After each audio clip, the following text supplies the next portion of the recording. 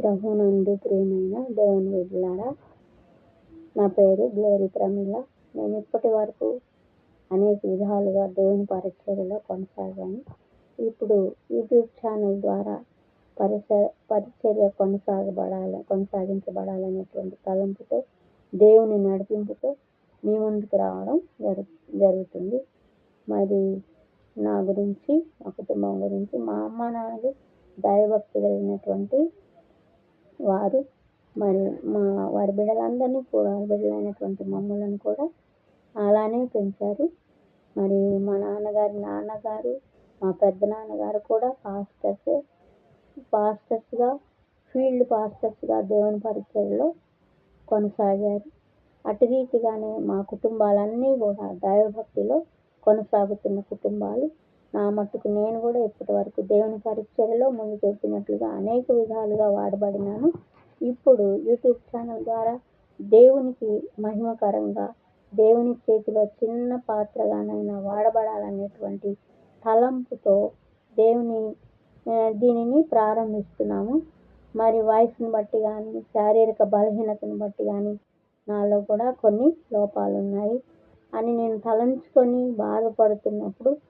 బాధపడుతూ దేవుని సన్నిధిలో ప్రార్థించినప్పుడు దేవుడు మరి ఈ విధమైనటువంటి వాక్యము, దేవుడు పై రూపమును లక్ష్య పెట్టేవాడు కాదు, కానీ అంతరంగిక హృదయమును, అంతరంగములను చూసేటువంటి దేవుడు అనేటువంటి వాక్యము ద్వారా మరి నన్ను బలపరచి ఇటు రీతిగా మరి ముందుకు నడిపించడం జరిగింది.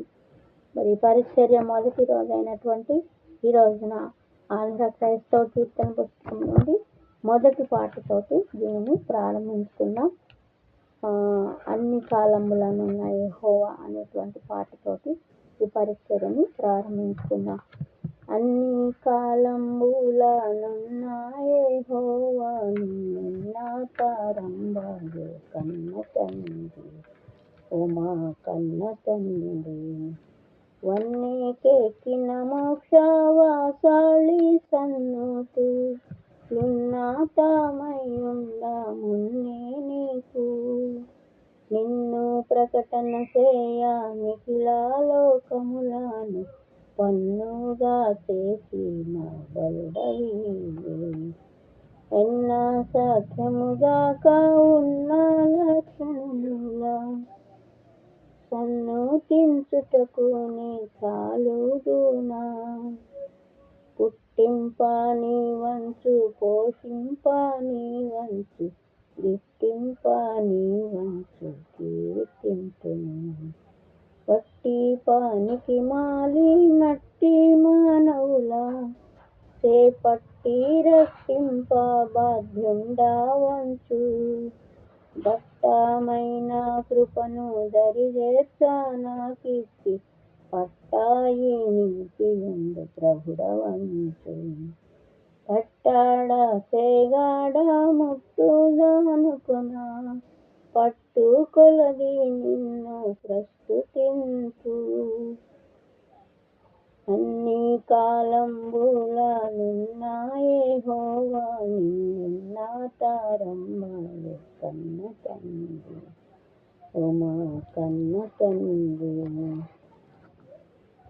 కారుణ్యానిధి నీవు కఠినాత్ముడను నేను, అతి పరిశుద్ధుడవీవు పాపిని నేను, సారా భాగ్యుడవీవు జగతిలో నా కన్నా, దారిద్రుడే లేడు తరచి చూడా, సారా సద్గుణముల సంపన్నుడవు నీవు, ఘోర దుర్గుణ సంచారి నేను, ఏ రీతి స్తుతింతు, ఏ రీతి సేవింతు, నేరమెన్నక బ్రోవ నరనమ్మితి, అన్ని కాలంబులనున్న యెహోవా నిన్న తరంబ యో కన్న తండ్రి, ఓ మా కన్న తండ్రి. హల్లెలూయా. మరి ఈ దినము వాక్య భాగం ధ్యానముగా ఆదికాండము మొదటి అధ్యాయము మొదటి అధ్యాయము ధ్యానించుకుందాము. ఆదికాండము 1వ అధ్యాయంలో మరి దేవుడు భూమి ఆకాశములను ఎటు రీతిగా కలుగు చేశాడో, సృష్టిని కలుగు చేయటానికి ఆయన ఎందుకు సంకల్పించాడో అనేటువంటి మాటల ద్వారా వాక్య భాగంలోనికి వెళదాం. మరి 1వ అధ్యాయము 26వ వచనంలో కనుక చూసినట్లయితే మనము నరుని సృజించుదాము అని దేవదూతలతో సంభాషించి మరి అందరూ కలుసుకొని చేయుదము అనుకొని, మరి ఒక్కళ్ళే ఉంటే చేయుదము అనర్థగా మరి వారందరితో కూడా కలుసుకొని నరులను కలుగు చేద్దాము, సృష్టిని కలుగు చేద్దాము, నరులను కలుగు చేద్దాము అని అనుకున్నట్లుగా వాక్యము మనకు తెలియజేయబడుతుంది. అటు రీతిగానే మరి నరులను కూడా కలుగు చేయటం జరిగింది.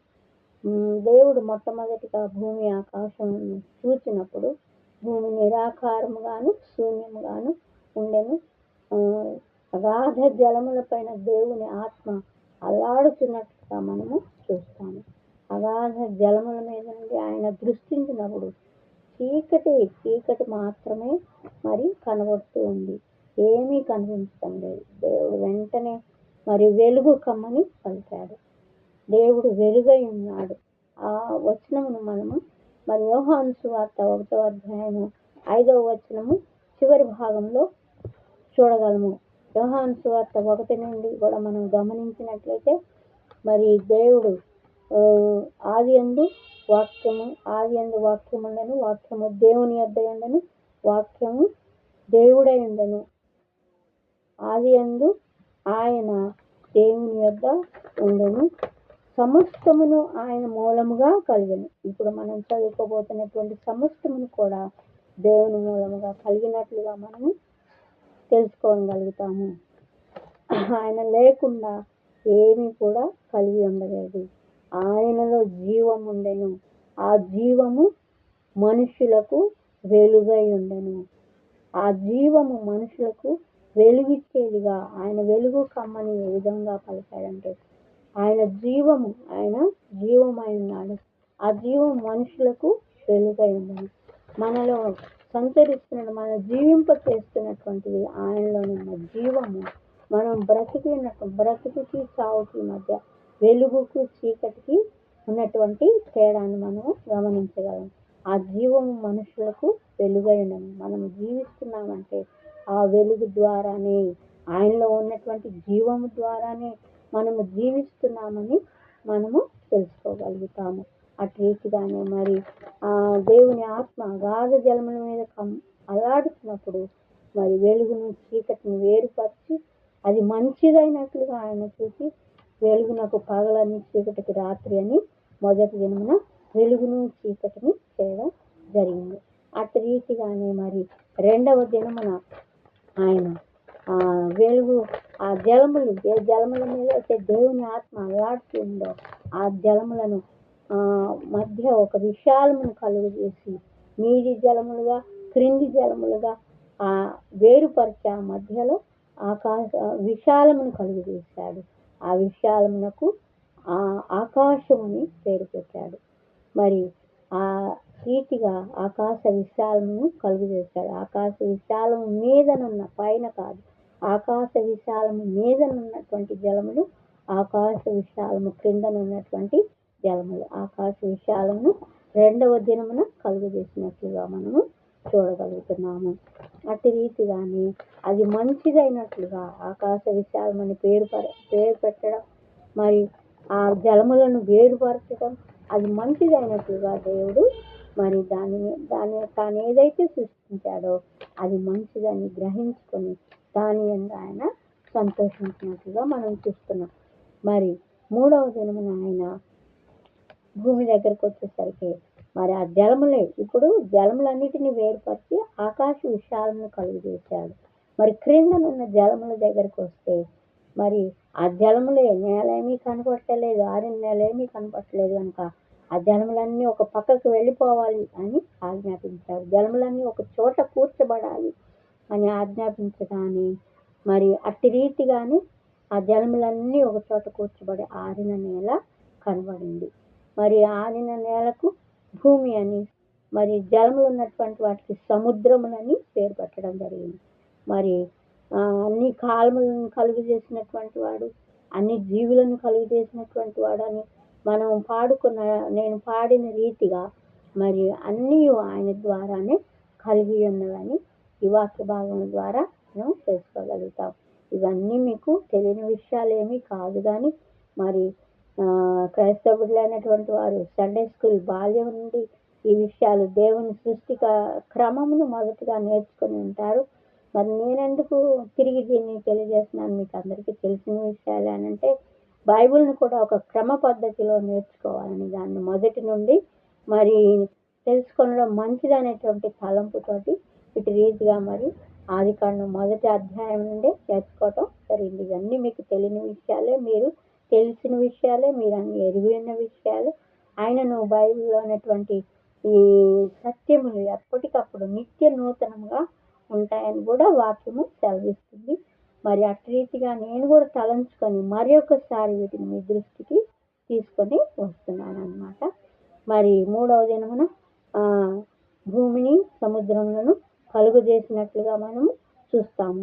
అట్లాగే మరి భూమి మీద సమస్త విధములైనటువంటి విత్తనం ఇచ్చే చెట్లని, మరి సమస్త విధములైన ఫలవృక్షములను ఆయన కలుగు చేసినట్లుగా కూడా మనము చూస్తాము.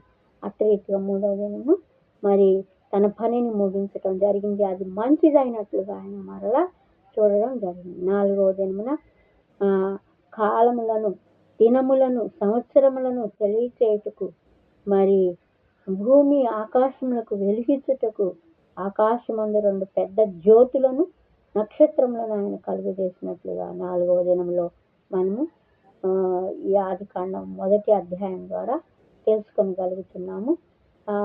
మరి మనకందరికీ తెలుసు, సూర్యుడు పగటిపూట వెలుగునిస్తాడు, చంద్రుడు మరియు నక్షత్రాలు రాత్రిపూట మనకి వెలుగునిచ్చేటువంటివిగా ఉంటున్నవి. అంత మాత్రమే కాదు, ఆ గొప్ప జ్యోతుల ద్వారా మరి కాలములు, ఈ కాలం ఏమి కాలం, ఈ దినం ఏమి రోజు, ఇది ఏ సంవత్సరము అనేటువంటివన్నిటినీ తెలుసుకోవడానికి ఇవే ఆధారంగా ఉన్నట్లు కూడా మరి బైబిల్ తెలియజేస్తుంది.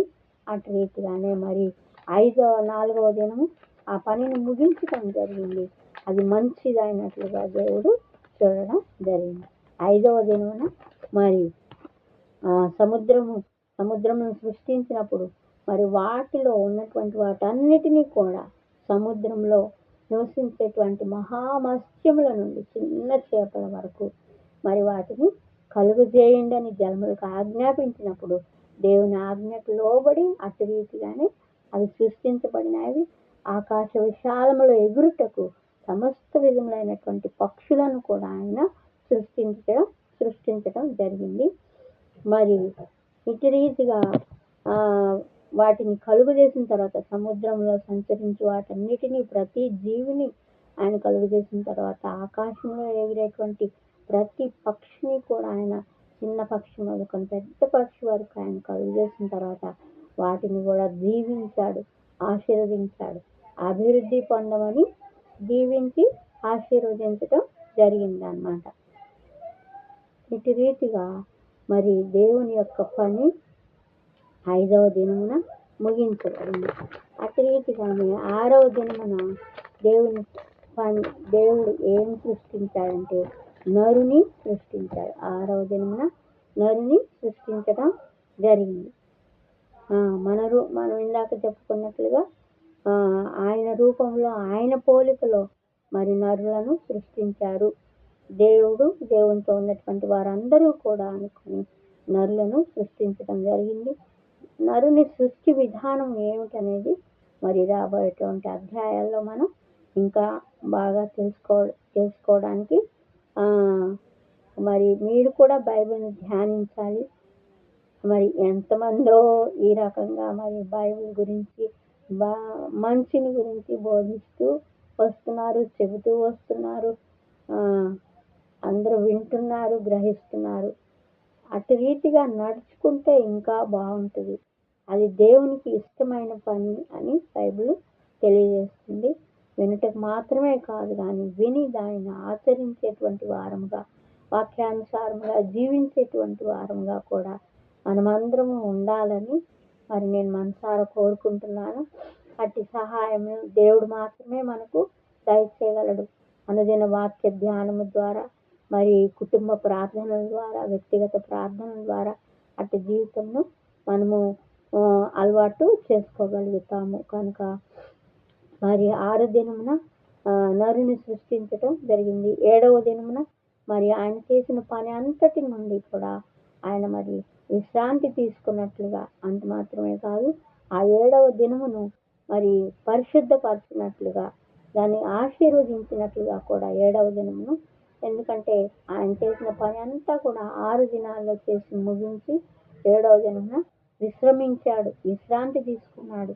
కనుక 7వ దినము విశ్రాంతి దినముగా ఆయన చేసుకున్నాడు.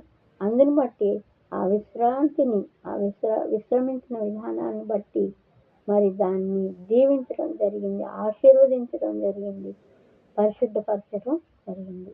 ప్రియమైన దేవుని బిడ్డలారా, మరి ఈ కొద్ది వాక్య భాగాన్ని మీరు గ్రహించుకొని మరి సృష్టి యొక్క